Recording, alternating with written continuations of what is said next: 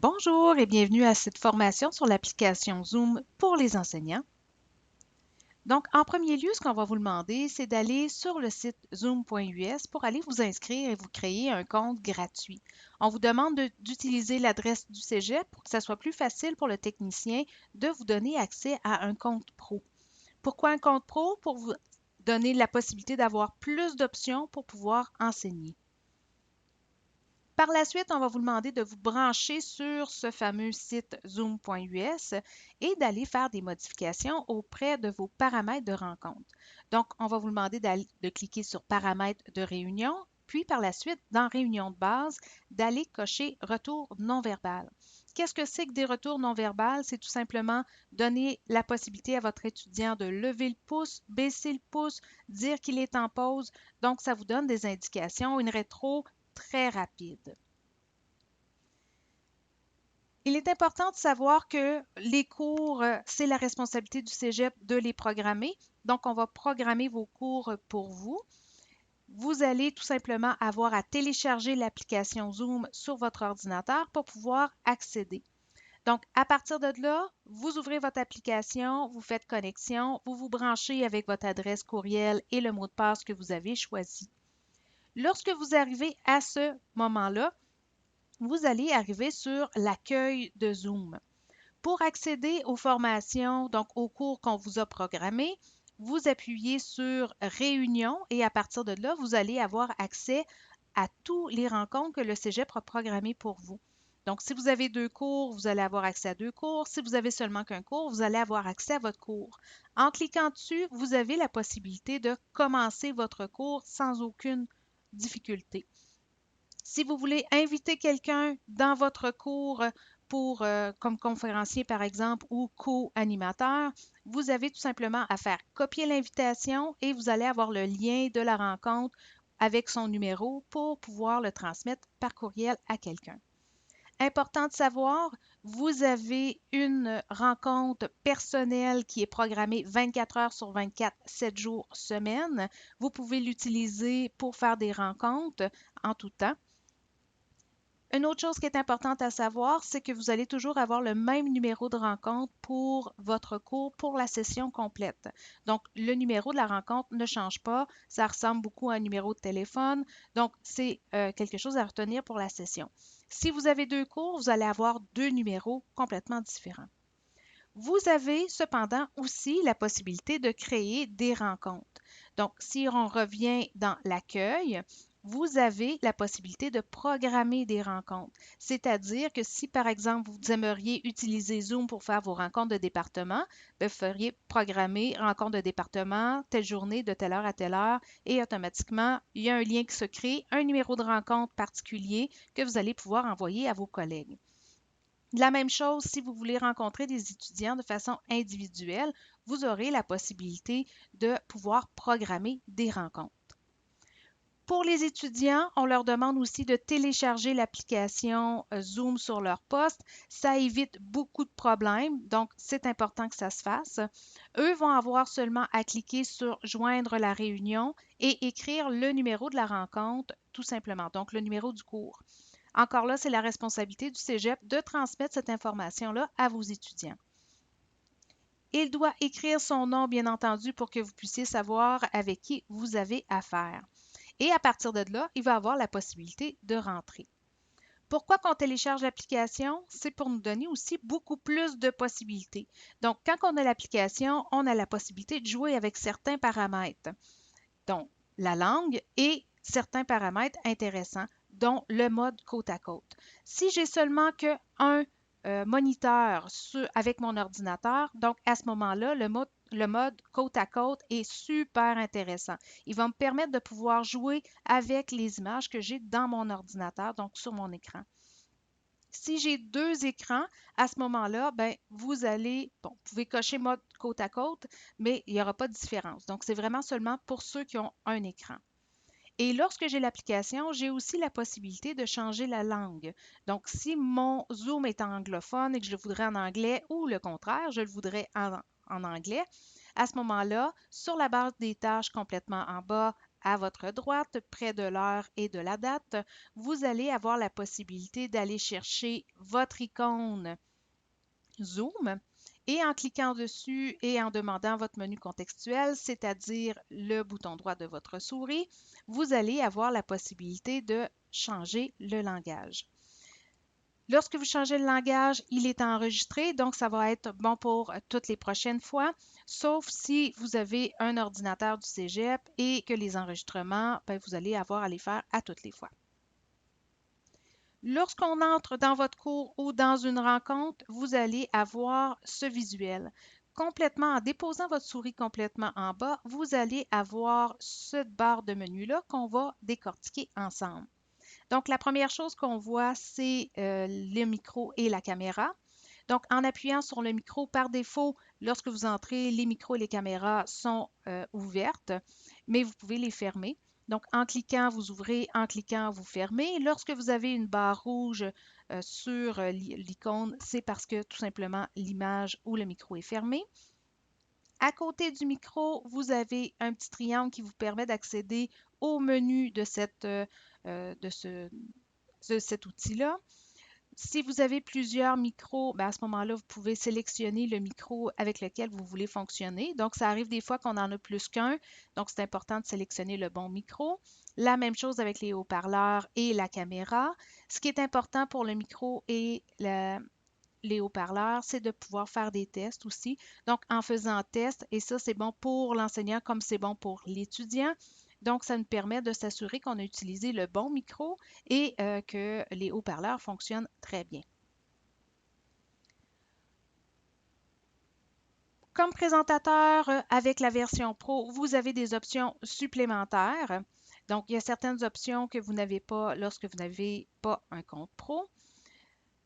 Dans ces outils-là, vous avez Participants. Donc, en cliquant sur Participants, vous allez avoir un volet qui va s'ouvrir à droite de votre écran et vous allez avoir le nom de tous les participants qui sont présentement en ligne avec vous. Vous voyez le nom des participants et juste à côté des participants, vous voyez un micro et une caméra. Si vous ne voyez pas de caméra, c'est parce qu'il n'y a pas de périphérique caméra dans l'ordinateur, donc on sait qu'il n'y en a pas. Et je suis capable de voir facilement aussi qui a ouvert son micro et qui a fermé son micro. Lorsque vous êtes animateur et que vous avez un compte pro, vous allez avoir la possibilité de fermer le micro d'un de vos étudiants sans aucune difficulté. Et vous avez un petit plus aussi qui vous permet d'autres options. Donc, permettre à votre étudiant d'enregistrer la séance. Par défaut, ils ne peuvent pas enregistrer, mais vous pourriez avoir cette possibilité-là. Vous avez la possibilité de renommer cette personne-là, donc lui donner un vrai nom, parce que des fois, les étudiants écrivent n'importe quoi. Donc, ça permet de renommer et de mettre en attente une personne. Donc, si par exemple, je suis arrivée à l'avance et je suis en train de discuter avec une étudiante en particulier, j'ai un autre étudiant qui arrive, je peux le mettre en salle d'attente en attendant, puis après ça, de le faire revenir lorsque le cours va débuter. Vous avez également la possibilité de faire un partage d'écran. Donc, le partage d'écran va pouvoir vous permettre de montrer votre écran à vos étudiants. Si vous avez deux écrans, à ce moment-là, vous allez avoir deux possibilités. Si vous avez seulement qu'un écran, vous en avez seulement qu'un. Lorsque vous cliquez sur Écran et Partager l'écran complètement en bas de cette fenêtre-là, vous allez automatiquement montrer l'écran à tous vos étudiants. Donc, si vous allez dans vos courriels, ils voient vos courriels. Vous allez dans votre PowerPoint, ils voient votre PowerPoint. Si vous allez dans un site Internet, ils voient votre site Internet. Si vous sélectionnez une application, il va voir seulement que l'application. C'est-à-dire que si vous allez dans l'application, il voit l'application dans votre PowerPoint. Si vous allez sur un site Internet, il ne voit pas le site Internet parce que c'est seulement que l'application qui a été choisie. Donc, c'est important de savoir qu'est-ce que vous voulez faire pour vous éviter des problèmes. Vous avez aussi la possibilité d'avoir tableau blanc. Donc ça va vous faire un écran blanc tout simplement qui vous permet de pouvoir écrire. Donc, c'est le même principe qu'un tableau en classe. Si vous avez à présenter des vidéos ou des pistes sonores, complètement en bas de cette fenêtre-là, vous avez partagé le son de l'ordinateur et optimisé un clip vidéo. Vous avez tout simplement à venir cocher pour que le son et les images passent en même temps et qu'il n'y ait pas de problème auprès de vos étudiants. Donc, en faisant partager, automatiquement, c'est ce que votre étudiant va voir. Si vous avez des caméras documents, en faisant avancer, vous allez avoir la possibilité d'aller chercher votre caméra document pour pouvoir présenter ce logiciel-là plutôt qu'un autre sur votre ordinateur. Lorsque vous faites un partage d'écran, vous avez aussi une barre d'outils qui apparaît complètement en haut au centre de votre écran. Donc, vous avez en tout temps la possibilité de fermer votre micro, refermer votre caméra. Vous avez aussi la possibilité, en cliquant sur Nouveau partage, de sélectionner un autre partage, c'est-à-dire juste mon PowerPoint. Et là, j'aimerais avoir un tableau blanc immédiatement. Je clique sur Nouveau partage, tableau blanc, partager et automatiquement, je n'ai pas besoin d'arrêter mon partage pour pouvoir changer mon partage. J'ai aussi la possibilité d'annoter. Donc, annoter vous permet d'avoir une nouvelle barre d'outils avec des options supplémentaires. Donc, c'est comme à peu près ce que je fais présentement. Donc, j'utilise Dessin qui me permet de pouvoir utiliser ma souris pour pouvoir encercler des choses, écrire des choses, surligner des choses. Donc, ça me permet beaucoup plus de choses. Texte permet de pouvoir écrire avec mon clavier. Projecteur me permet de pouvoir utiliser un pointeur laser pour justement me permettre de pouvoir pointer des endroits particuliers pour que mes étudiants puissent savoir exactement de quoi je parle. La gomme à effacer permet bien entendu d'effacer. Le format permet de changer la couleur, la taille de la police, le format de la police. Donc, j'ai beaucoup de possibilités à cet endroit-là. Et le effacer, comme vous êtes l'animateur, vous pouvez effacer les dessins de tout le monde parce que à noter, tous les étudiants peuvent y avoir accès également. Donc, les étudiants peuvent être actifs aussi. Il n'y a pas seulement que l'enseignant qui peut écrire au tableau, les étudiants peuvent venir également.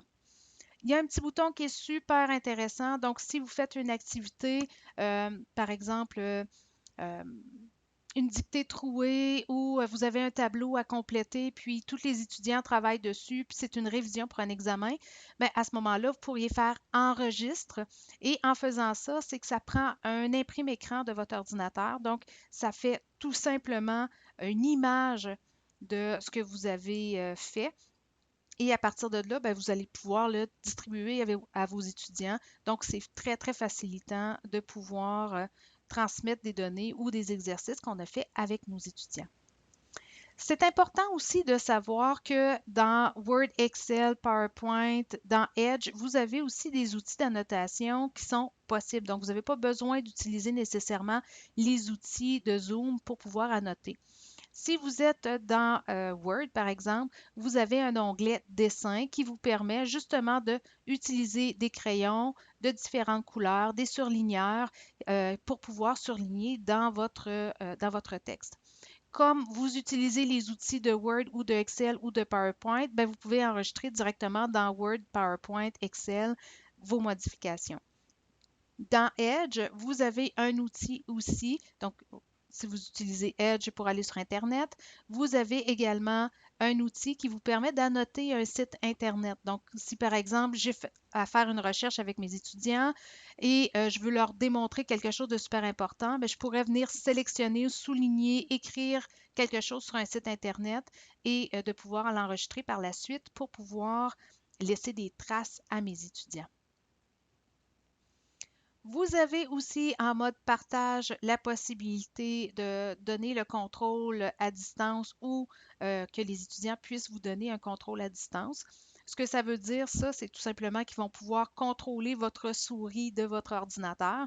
Donc, je vous donne un exemple. Je donne un cours de Excel, par exemple, et je donnerais le contrôle à distance à une de mes étudiantes pour qu'elle puisse venir faire la formule dans Excel que je demande. Donc, au lieu de le faire un par un, là, ça leur permettrait de façon individuelle, ça leur permettrait de pouvoir le faire aussi devant tout le monde pour savoir en exercice en groupe. Donc, ça nous permettrait de pouvoir faire tout ça. Le mode côte à côte. Donc, je vous disais, il faut que ça soit coché dans vos paramètres de votre application. Donc, Par la suite, quand je vais cliquer sur Options d'affichage et que je fais mode côte à côte, ce que ça va faire, c'est que ça va me permettre tout simplement d'avoir une barre d'outils qui va me permettre de pouvoir jouer avec les proportions, soit des caméras ou soit de l'image que le prof me partage. Donc, au lieu que le PowerPoint de mon prof soit tout petit, ou que le site Internet soit tout petit, puis que j'ai des grandes images de tous les étudiants, bien, je peux réduire les images de caméra de mes étudiants pour pouvoir avoir le PowerPoint de mon prof qui est beaucoup plus gros. Donc, c'est à ça que ça sert le côte à côte. Donc, c'est vraiment très intéressant. Vous avez dans la barre d'outils aussi Converser. Donc, Converser permet de pouvoir faire du clavardage entre nous. Donc, par défaut, dans le gestionnaire de Zoom.us, vous pouvez gérer clavardage. Par défaut, je crois que les étudiants ne peuvent pas clavarder entre eux. Ils peuvent clavarder seulement avec la classe au complet, mais vous pouvez le changer. Euh, donc, lorsque les étudiants clavardent, ben, on le voit, et vous pouvez y répondre sans problème. Vous pouvez également, vous, comme vous êtes enseignant, vous pouvez choisir la personne en privé ou au groupe au complet. Donc, vous avez cette possibilité-là. Et bien entendu, les jeunes étudiants aiment beaucoup le clavardage, mais c'est une gestion de classe aussi de déterminer si vous voulez utiliser le clavardage ou pas. Mais c'est quand même facilitant. Comme vous avez un compte pro et que vous êtes l'animateur, vous avez en tout temps le droit d'enregistrer vos séances. Donc, c'est vous qui déterminez si vous voulez le faire. On peut, nous, le programmer dans la console. Lorsqu'on crée vos cours, on a la possibilité de créer que ça démarre automatiquement aussi si vous le désirez. Vous avez seulement qu'à faire la demande. Lorsque vous faites une demande d'enregistrement, vous pouvez enregistrer directement sur votre ordinateur ou directement dans le nuage. Où est-ce que ça va arriver dans le nuage? Ça va arriver dans votre console sur le site zoom.us. Vous allez avoir enregistrement et vous allez pouvoir avoir accès à tous vos enregistrements à cet endroit-là. Donc, les enregistrements vous appartiennent. Ça dure 90 jours sur le site, tout simplement. Après ça, c'est effacé. Les options supplémentaires, ça, c'est des options que vous avez uniquement si vous avez un compte pro. Donc, c'est divisé en équipes. Ça vous permet de pouvoir faire des travaux d'équipe avec vos étudiants. Lorsque vous cliquez sur diviser en équipe, vous avez deux choix, soit la version automatique ou la version manuelle. Donc, automatique, c'est le logiciel qui va déterminer avec qui mes étudiants vont être en équipe. Et manuel, c'est moi qui crée les équipes et qui place mes étudiants. Si je fais automatique, je détermine, je veux combien d'étudiants dans combien de groupes, puis automatiquement, lui, va faire la division et je vais pouvoir y avoir accès. Donc, je vais avoir mes équipes, je vais avoir les noms des personnes qui font partie des équipes et à partir de là, je vais pouvoir démarrer les séances. Si je le fais manuellement, à ce moment-là, je vais pouvoir renommer le nom de mon équipe. Je peux supprimer des équipes. Je peux ajouter des équipes. Complètement en bas, vous avez ajouté une session, c'est ajouter une équipe. Et en appuyant sur Affecter, vous allez avoir la liste de vos étudiants que vous pouvez aller sélectionner pour pouvoir créer vos équipes. Ce qui est intéressant, c'est qu'aussitôt qu'on affecte des étudiants dans une équipe et qu'on veut créer l'autre équipe, mais les étudiants qui sont déjà affectés ne font pas partie de la liste d'étudiants. Donc, on n'a pas à gérer tout ça.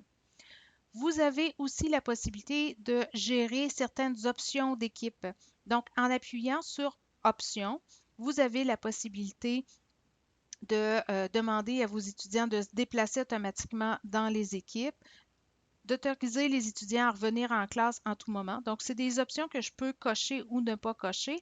Et celle que les personnes aiment beaucoup, c'est le compte à rebours après la fermeture. Donc, quand moi, je vais décider que le monde revienne en classe principale, puis que je vais appuyer sur fermer les séances, mais à ce moment-là, présentement, c'est programmé que mes étudiants ont 60 secondes pour pouvoir revenir.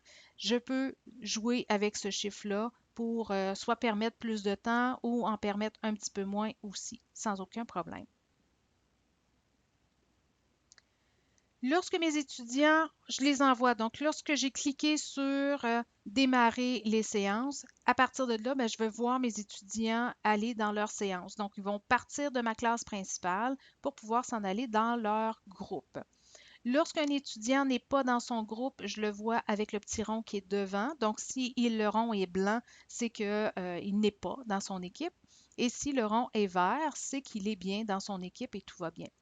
Si je veux accéder à cette équipe-là pour pouvoir aller voir si tout se passe bien, à ce moment-là, j'ai tout simplement à appuyer sur le bouton Rejoindre et je vais aller joindre cette équipe-là directement. Je peux en tout temps aussi diffuser un message à tous. Ce que ça va faire, c'est que ça envoie comme un petit texto à tous mes étudiants en même temps. Et bien entendu, je peux en tout temps arrêter les séances de travail. Pour mon étudiant, lorsque mon étudiant est en équipe, bien entendu, c'est juste mes étudiants de l'équipe qui se voient et qui s'entendent et ils peuvent en tout temps partager leur écran. Donc, c'est une personne à la fois qui va pouvoir partager son écran. Donc, à ce moment-là, l'étudiant pourrait ouvrir un document puis ils travaillent ensemble là-dessus. Et lorsque l'étudiant a ou le groupe a une question, voudrait voir l'enseignant. Donc, c'est comme en classe normale. Habituellement, il y a une personne ou le groupe au complet va lever la main pour que le prof puisse aller les voir. Mais ici, j'ai un petit bouton Demander de l'aide. Lorsque l'étudiant clique sur Demander de l'aide, il va lui demander Êtes-vous sûr de vouloir inviter votre animateur? Donc, en appuyant sur Inviter l'animateur, l'enseignant reçoit automatiquement une notification disant que l'étudiant de tel groupe voudrait le voir.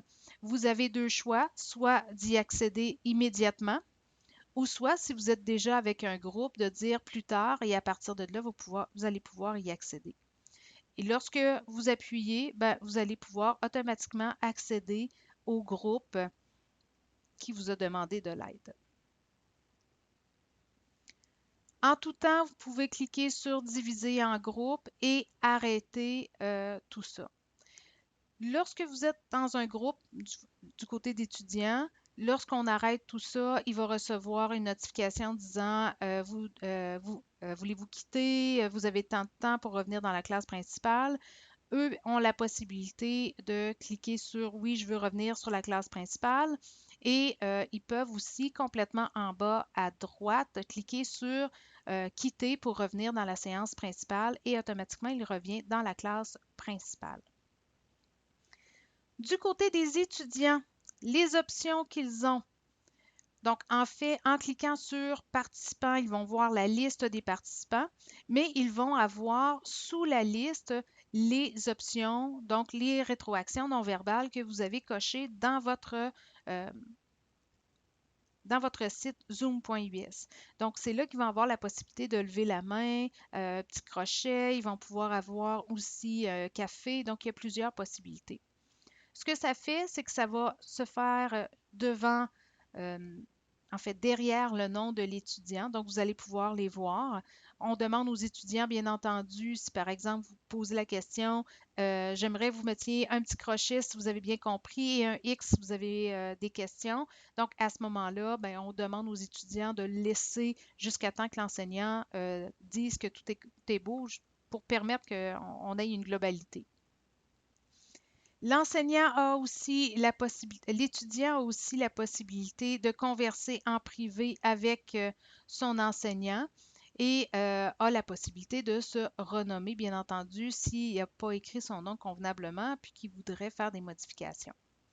Lorsque l'enseignant est en mode partage, il a la possibilité, en cliquant sur Outils d'affichage, d'aller chercher Annoter pour pouvoir avoir la même barre d'outils, en fait, pratiquement la même barre d'outils que l'enseignant pour pouvoir justement être actif dans sa pédagogie, dans son apprentissage, pour pouvoir justement annoter, dessiner, effacer et tout ça directement dans Zoom, donc dans sa formation.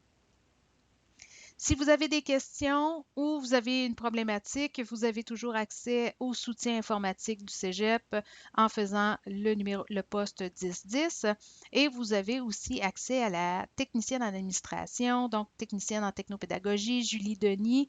Vous avez son courriel et vous avez également son numéro de poste si vous avez des difficultés. Donc, je vous souhaite une belle session. Au revoir.